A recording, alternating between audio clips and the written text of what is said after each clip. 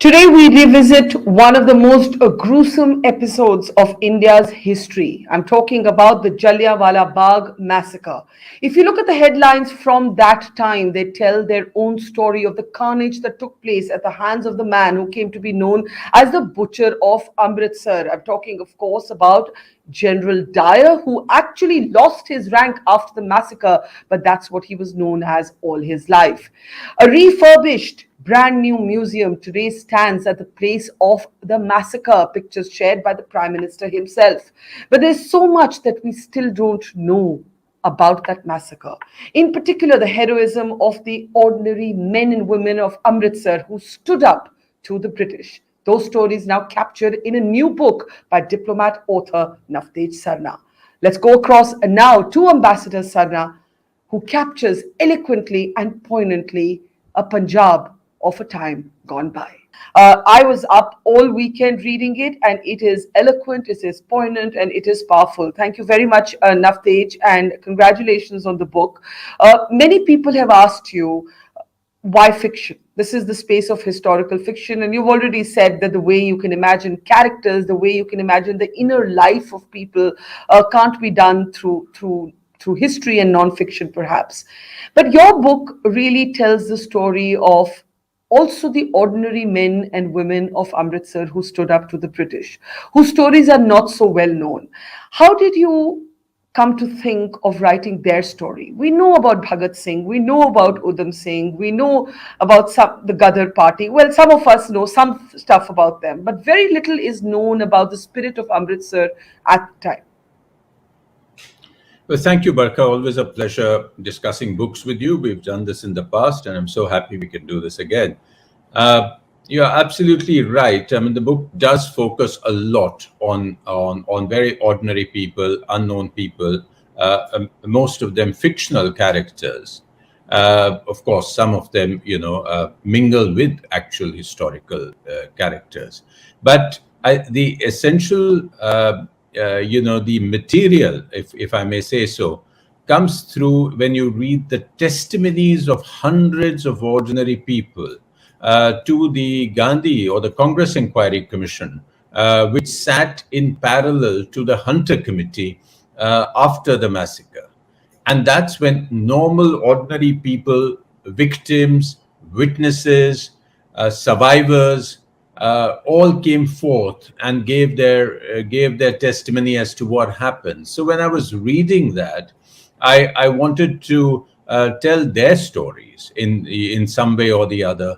And along with that was a fact that Jallianwala Bagh was not a discrete, standalone incident in itself in Punjab. There were other things happening against the sort of backdrop of the freedom struggle. There was the Rowlett Act.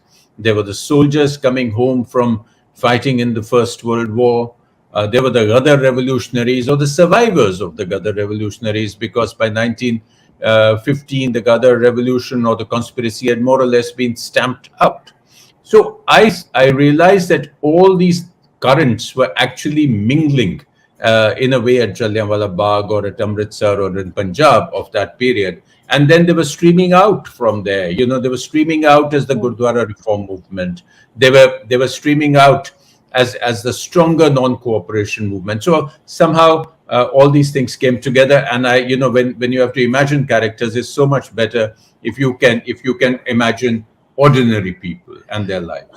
Well, it's a powerful welding of fiction and non-fiction in this book. But what really struck me, and I think today we don't pause to consider this, is that before Jallianwala Bagh, you actually describe sort of a kind of routineness to the presence of the British. In fact, you talk about a character who's just returned from the Great War. You talk about others who have come to maybe accept that the British are here, and one has to make the best of the situation, and people are just living their everyday lives as soldiers, as shopkeepers, as farmers, and what have you. And it's Jallianwala Bagh that really changes in a way, and I think you've said this elsewhere, not just the attitude of Mahatma Gandhi to the British, but also the attitude of ordinary Punjabis who till then maybe are not entirely revulsed or are more fatalistic about the presence of the British. Yes, you're absolutely right again, because, Punjab, in fact, after the annexation of Punjab 70 years before Jallianwala Bagh, there was a gradual takeover of the erstwhile kingdom of Maharaja Ranjit Singh, in the sense of not just physical takeover, but, an owning of the space. And a lot of people, for instance, were taken into military regiments. The canal movement came out, and the agriculture was reformed. A lot of people were given free land in the wilderness to go and green it, because water was then available. So there were ordinary people were living with the regime. Everybody was not a revolutionary. Everybody was not a freedom fighter. There were clerks, there were pleaders, there were wakils, there were small engineers or superintendents in the canal department. I go back to my own grandfather, both my grandfathers worked, one in the military dairy farms and one in the irrigation department. But then in revulsion, he resigned. So, you had situations like this, and even the political leadership. The political leadership was largely moderate. I mean, there was a revolutionary fringe, if I may call it that, but the political leadership was moderate, and they believed that, dealing with the British in a civilized manner would bring benefits, and there would be a gradual evolution of the system. And the British were putting forward reforms of a very minimal nature. The Montague Chelmsford, or the Montford reforms as they were called, had just been thought up and were being put out in a gradual manner when the Jallianwala Bagh massacre happened. But after that, it became very clear, after the Rowlett Act and Jallianwala Bagh massacre and the martial law, that this was not a regime you could appease. This was not a regime which would recognize that if you went and sent 1 million soldiers and some into the World War I trenches, then there would be a reward. To the contrary, when they returned, they found the Rowlett Act, they found the martial law. So it did change a lot of ordinary people. The Satyagraha gained a lot of movement. The Swadeshi movement gained a lot of momentum. So all that came in its wake. And there's a kind of ironic, almost funny moment in the book where the mix-up, which even today is made repeatedly, between General Dyer, the actual executioner of the shooting on innocent Indians, who's not really a general, as you explain subsequently, and of course the politician Michael O'Dwyer, who is assassinated by Udham Singh later. And it's common to mix up these two men as if they are one. And one of the characters in your book, using a Hindi expletive, then says, couldn't they find another name? They're all called Dyers. They're all called Dwyers. But tell us a little bit about this butcher of Amritsar, as he's called, the general who loses his rank, actually seeks then to retain a kind of honorary rank after he loses his rank.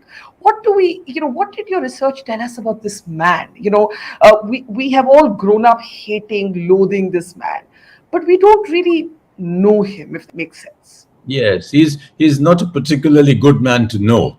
Correct. So, in a way, in the sense, he spent his childhood in India.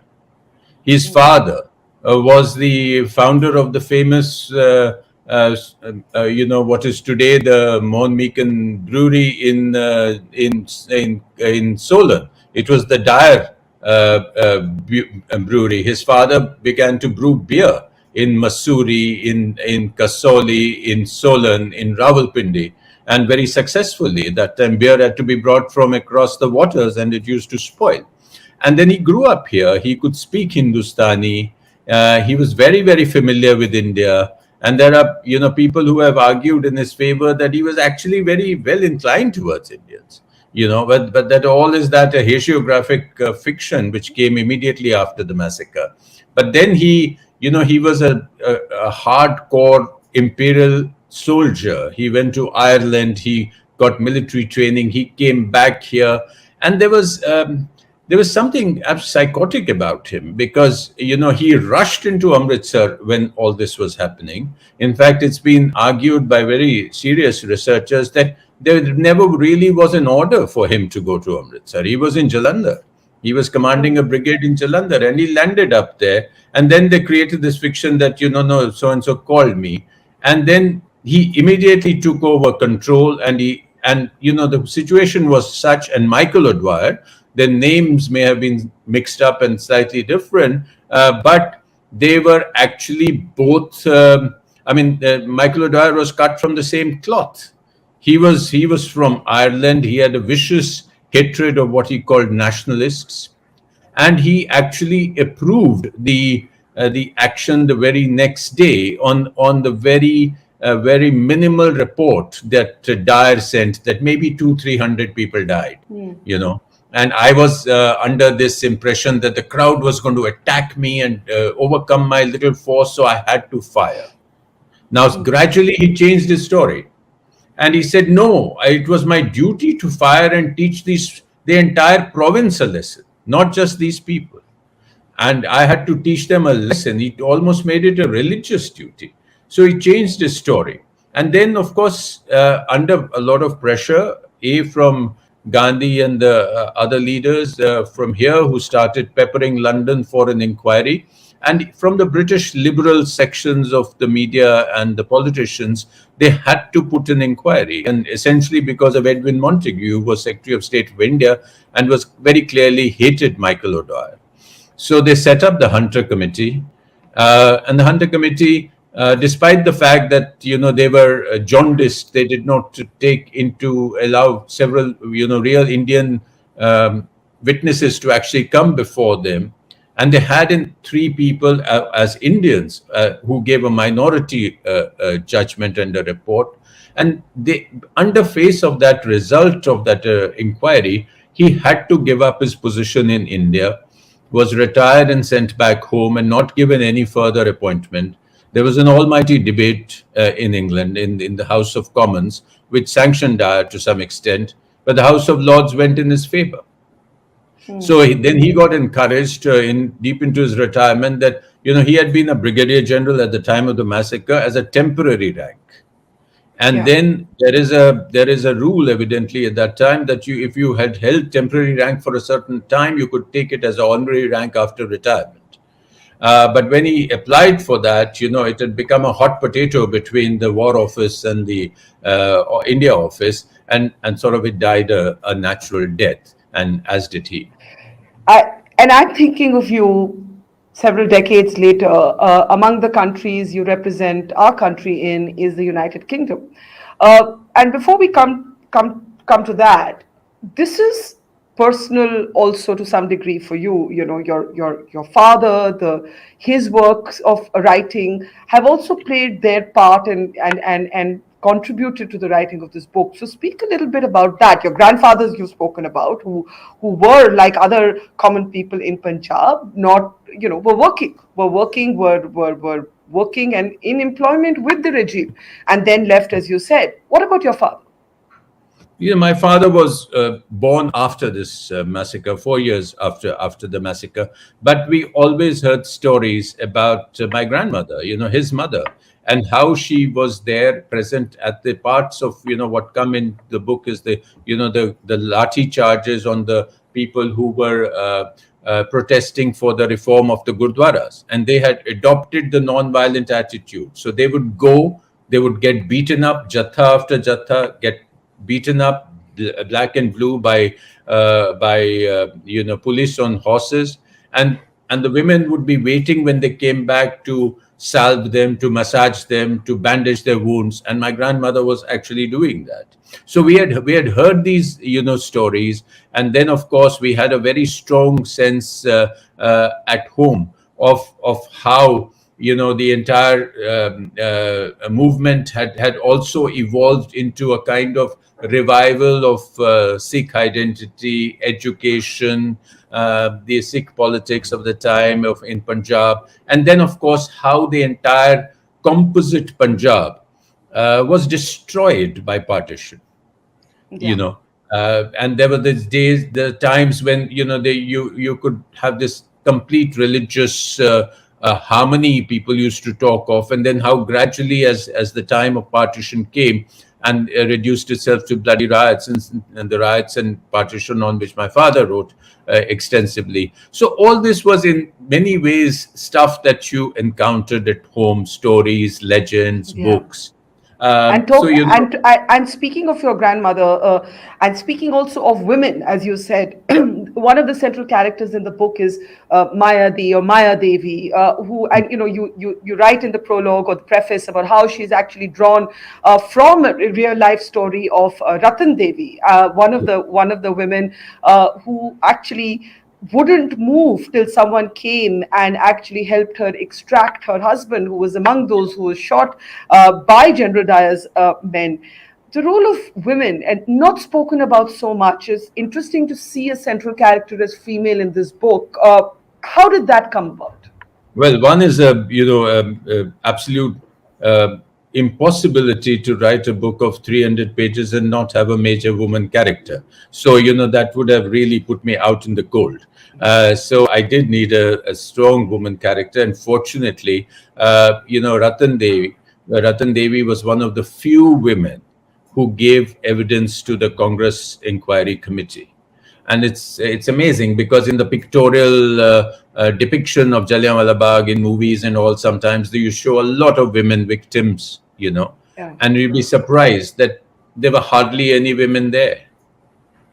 And there were, in the entire list of actual victims, or you could only find a handful, 3 4 people, and so, because women were not going out to political gatherings in those days, Yeah. and it was Baisakhi, etc. So women were at home, and so there weren't too many women in the crowd. There were children. There were a lot of children because it was a kind of a tamasha, and children were out in the garden or in the bagh, which was not hardly a garden. So, secondly, I wanted to bring in a strong woman character because through her eyes, I talk of the village life, the socio-cultural life in Punjab at that time, the sort of belief that she had in in the Golden Temple, at the same time in the peers and in the mazars, and in the devis, or the the of those days, that so and so can cure this, so and so can cure this, so and so and this entire thing, which was so mixed up. And I wanted to bring that out, and the role of a woman as to how she lived in the village, how she grew up virtually as an orphan, taken over by her aunt and uncle, and then how she survives and becomes strong. So, you needed that. And then, of course, the fact that I could place her in the massacre Yeah. just after the shooting. And, that allows you to increase the pathos of the moment, if I may say. Yeah, but I was struck by, I think, something you said in another interview about the book, and you said we don't even know exactly how many people were killed. We only have the official figure. That official figure is by a British Commission of Inquiry. I mean, that is extraordinary. Do you not think that we as a nation maybe should have excavated our own truth post independence? Why do you think this never happened?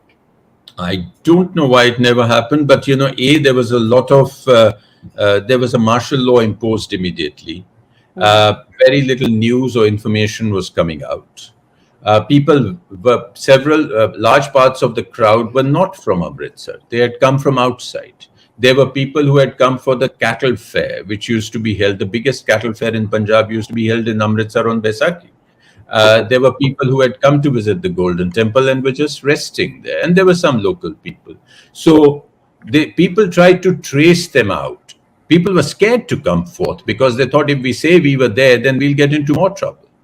So there was a Seva Samiti, which was a kind of a, what we'd call an NGO today, which was working to help cremate unclaimed bodies or bury them. Which was actually then going from house to house and asking for details.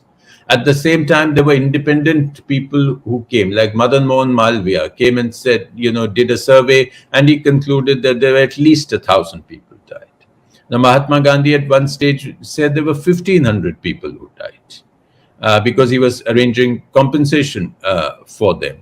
And then the Seva Samiti came up with a figure somewhere, I think 500 or 600 people, and the British authorities had to finally admit a figure, and the 379 was a kind of a reluctant compromise that they issued. Their actual figure was even less than 379.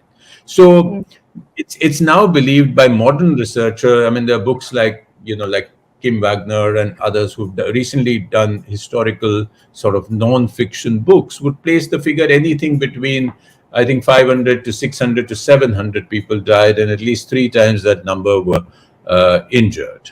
So somehow we never did get down to doing an exact thing. Yeah, it's like knowing, it's like knowing your history in tropes, but not really knowing the specifics. And that's the other point you've made about how every time we talk about Jallianwala Bagh, we now revisit the great revolutionaries, Bhagat Singh, Udham Singh, men who got dwarfed actually by the way we were all taught history in school. They were bit-sized paragraphs in most of our textbooks. Maybe because of the emphasis on non-violence as the instrument of what gave us our azadi, and that's what the world noticed. But in your revisiting of these men, the fact that Udham Singh's remains are handed back to India, what, in 1974? Please correct me if I'm wrong. I think so, in 1974. Talk a little bit about these revolutionaries, what we know, what we don't know. One of the comments you made was the way we now know them is almost a caricature. Exactly. And now, they were actually, if you read Bhagat Singh's own writings, you don't have to read much more to realize that he was an immensely remarkable man. I mean, he was 23 when he was hanged. He had read immensely. I mean, just when he was about to be hanged, he had asked for the works of Lenin to be sent to him. And, he was reading, he had educated himself, he had become a fluent writer, and he had his own way of thinking, of his philosophy of true revolution. And it didn't mean just killing people. I mean, he threw a bomb in the Legislative Assembly along with Barkha Dutt and refused to move from there. He did not try to escape because his aim was not to target or kill. His aim was to attract attention to India's cause.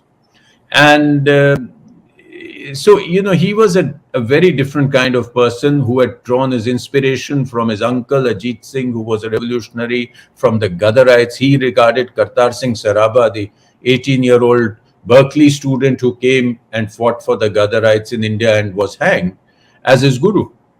And in due time, Udham Singh, who at one time was jailed along with Bhagat Singh by coincidence in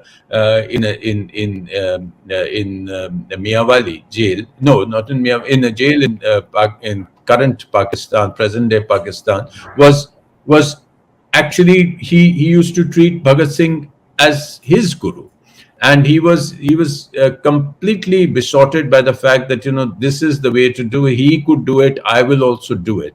And he nursed this spirit of revenge. Now, you're right that we, in a sense, we never ever gave them the square place in history that we should have. And even now, when, Udham Singh, as you pointed out, was 24 years. He was 34 years. He was buried in an unclaimed patch of unnamed, layered graveyard, which is a patch of land in Pentonville prison, which I actually visited as part of my research. And there's nothing there. But somehow they knew that in a particular layer 6 or 5 down there was this Indian revolutionary, and in 74, when we made a strong move back from the government on the behest of the Punjab government and central government, and we got his remains back, and he was honored in India and given a proper cremation. But the fact remains that, why I say caricature, I mean, you have to just see the statue outside Jallianwala Bagh of Udham Singh. It looks nothing like Udham Singh. And I was shocked when I visited the little pictorial library that they had about 3 or 4 years ago. There's a picture of Udham Singh in the dusty corridor that is there, and it's the wrong Udham Singh. There was an Udham Singh who was a Gadarite. and they put up his picture. And I tried to point it out to people. I don't know if it had any effect or impact or was ever changed. And Bhagat Singh, you see Bhagat Singh today on the back of every three-wheeler, on the back of buses, on bullock carts, on trucks, and everybody wants to sort of, lay claim to Bhagat Singh's legacy, etc., etc. But, it's not that you show him with a gun and a cap and think that, that's all there was to it. I mean, it's sometimes amazing as the kind of places you see his picture in. I think it is almost amounts to disrespect. Because he's been appropriated basically by politics. Yes, I mean that of course inevitably happens, but as long as his true contribution is recognized, his as long as his sacrifice is recognized, this is something. Of course, Bhagat Singh much more has been recognized because of than Udham Singh and others because of the famous Shaheed movies that have been made, and particularly the Manoj Kumar Shaheed, which essentially I think should be in terms of nation building should be made essential watching for every school going kid, I think, because it essentially tells you the story of tremendous sacrifice, and that's the kind of celebration not of violence but of complete devotion and sacrifice, and without any idea of self-interest, without any ambition politically, without even people say he was not a Sikh in that sense. He was an atheist by his own claim. Yeah, but identities are cultural Yeah. and ethnic and No, national as well. that is true. But what I'm saying is that they were acting out of pure nationalist motives, on a very large scale. And so, yes, we should claim him for what he was. We should claim his ethnicity. We should claim the fact that he was Bhagat Singh. We should claim the fact that he was Punjab. But we should also claim that he was educated. He had a larger philosophy, and he decided that he was going to sacrifice himself for a particular cause. Yeah, and extraordinary to think of him being 23, as you mentioned, when he goes to the gallows. I do want to ask you in the end, when you serve as a diplomat all around the world, among those countries is United Kingdom. It's long been debated about the kind of reparations that are owed to India. We've got some measure of apology for what happened at Jallianwala Bagh. Is it enough? We actually haven't got an apology.